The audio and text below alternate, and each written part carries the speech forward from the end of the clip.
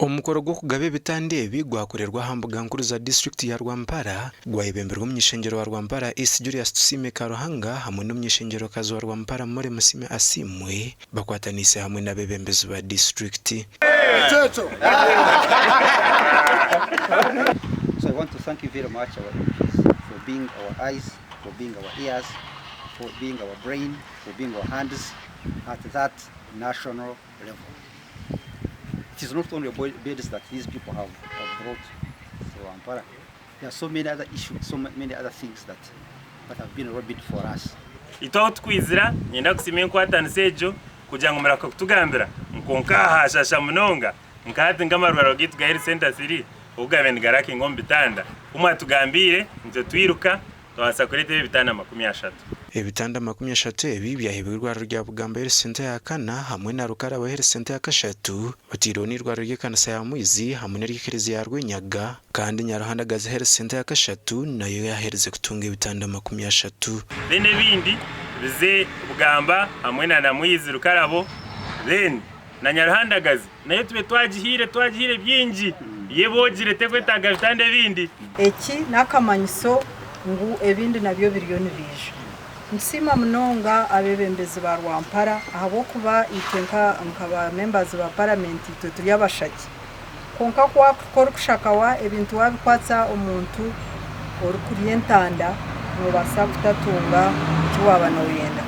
kandi twane turebe ibintu nibija nikitukoraje tukumanya ngo obwire bwaza kwika bataka barukubabuza nimwiza kuba mwine ninga shitwine turuforeka ngo bikozerwe omubire bwanyu. Okugabe bitande ebi kwajorwa ba chairman bona b'amagombora hamwe na za town council eza Rwampara East. Abachara ba Rwampara koso mu gishobo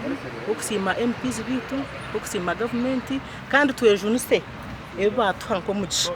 tutakaga kuza rumbyaro tukaferayo itwe tuli mwene tuli so surprised akugira ngo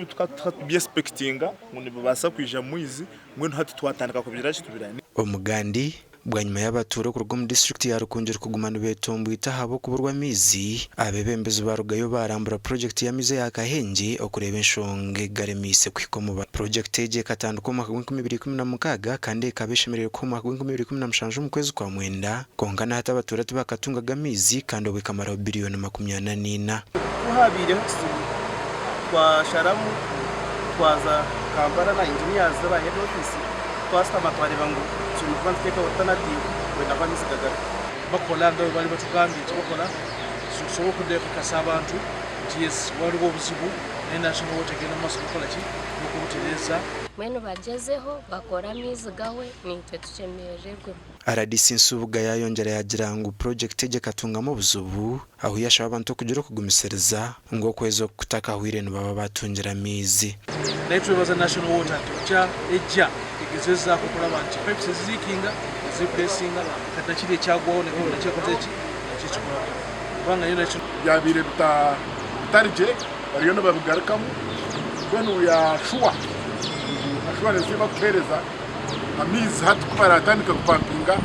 ija kutambura cyo gakika gasabuze Inda Aidan Bataringaya hamwe na Dan Basibye.